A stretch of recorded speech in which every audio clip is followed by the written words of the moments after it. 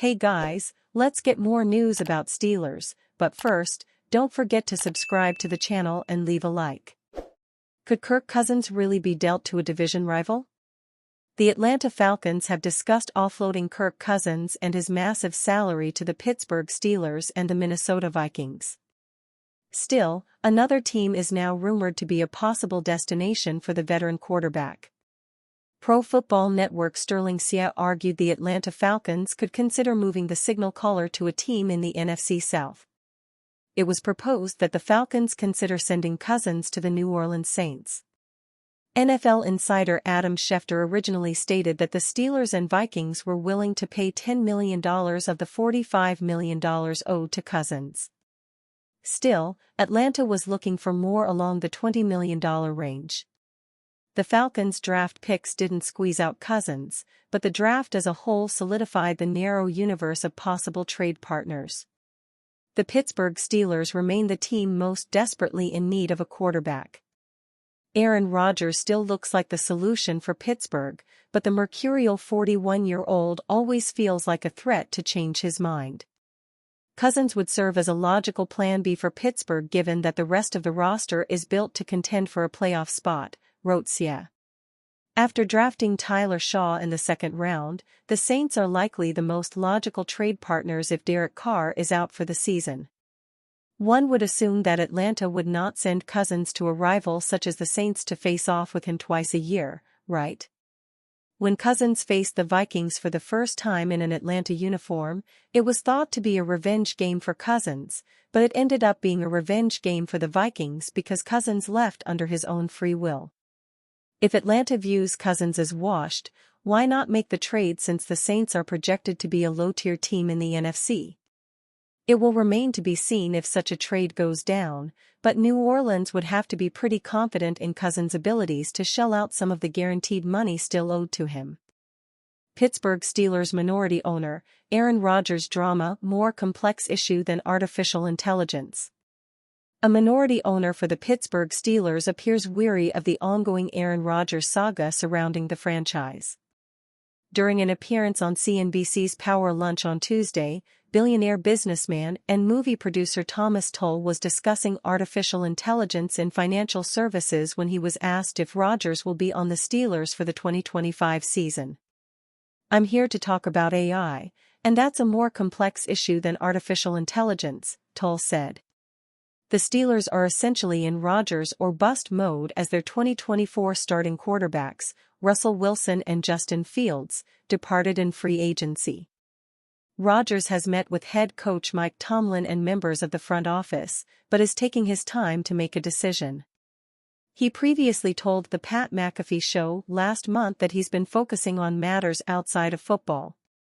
"I'm just going through a lot in my personal life that has to take precedence at this point because that's a big commitment, and when the commitment is made it has to be an all-in type commitment," Rodgers said. The Steelers bypassed quarterbacks in the first 2 days of the NFL draft, selecting Ohio State's Will Howard in the 6th round. Their QB room also includes Mason Rudolph and Skylar Thompson. During the NFL owners' meeting in April, Steelers owner Art Rooney II admitted he didn't envision the Rodgers decision taking this long. The timetable remains unclear for when the four-time NFL MVP will decide his future. Steelers predicted to make 2026 blockbuster QB addition. There are more than 50 weeks until the 2026 NFL draft. But it's going to be one of the most highly anticipated drafts in Pittsburgh Steelers history, not just because the organization will play host. NFL pundits are already projecting the Steelers to select a quarterback. On April 28, the 33rd team's Kyle Krabs predicted the Steelers to grab LSU's Garrett Nussmeier at number 16 overall. Pittsburgh appears to be angling for the Aaron Rodgers Band-Aid. The team bypassed quarterbacks early before securing Will Howard on day 3, wrote Krabs. Howard is a good ad at that stage of the game, but Nussmeier was trending towards a potential first-round ticket last season before falling apart down the stretch. Nussmeier hit a rough patch in late October and early November that probably dropped his draft stock. That's likely why quarterback elected to return to LSU for his redshirt senior season. But Nussmeier still finished with 4,052 passing yards and 29 touchdowns while completing 64.2% of his passes during his first full season as a college starter in 2024. The conversation around quarterback in Pittsburgh is currently centered around whether or not Aaron Rodgers will actually sign. But Rodgers is 41 years old, so he's likely a one-year solution. Barring something bad happening to Pittsburgh's depth quarterbacks, Mason Rudolph and Will Howard will be on the roster in 2026. Unless one of them surprisingly improves, though, the Steelers aren't likely to view either as their franchise quarterback going forward. The Steelers could test free agency a third straight season. But multiple Steelers insiders expect the team to be in the quarterback market in the 2026 draft. On April 30th, the Pittsburgh Post-Gazette's Jerry Dulac wrote the team will be all in on quarterbacks in next year's draft. The same day, Steelers insider Mark Kaboly wrote the team is eyeing a big move for a quarterback in the 2026 class. That coincides with what Steelers president Art Rooney II stated early this offseason when he said the team wants to find a long-term solution behind center either in 2025 or 2026. Kaboly refused to attach a specific name at quarterback for the Steelers in the 2026 draft. Dulac also didn't name any signal callers expected to be available in next year's draft. Generally, it's too early to be doing that. It's nearly impossible to project an NFL draft days prior to it taking place, let alone 50 weeks beforehand. For one thing, the draft order is unknown. Where the Steelers are picking in the first round will greatly impact how likely they are to land a signal caller. How each college quarterback performs this fall will also influence the draft order. So even if we assume the Steelers target quarterback in the first round next year, it's not easy to project who it might be.